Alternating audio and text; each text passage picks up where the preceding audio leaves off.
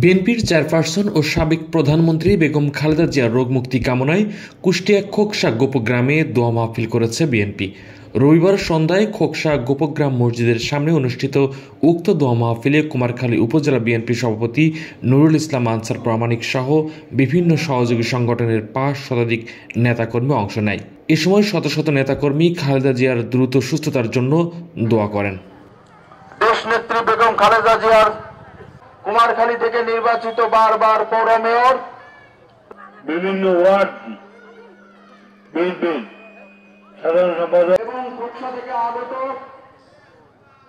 আমার কুমারখালী থেকে আসা আমাদের সদর সঙ্গীবৃন্দ জানাই আমার প্রাণ গ্রামে আমার উন্নতির চরম শিখরে প্রাথমিকভাবে যাকে মনোনীত করা হয়েছে বা এই ১৭ বছর কোন আন্দোলন সংগ্রামে সম্পৃক্ত ছিলেন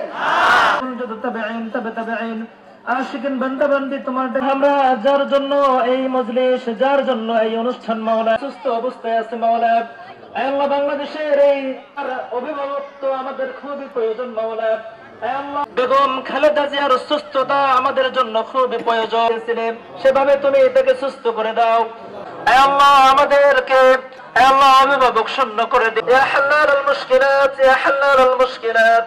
চললে তুমি খুশি হও সেভাবে আমাদেরকে আমাদের জীবন আম্মা ইয়াসিফুন ওয়া সালামুন আলাল মুরসালিন।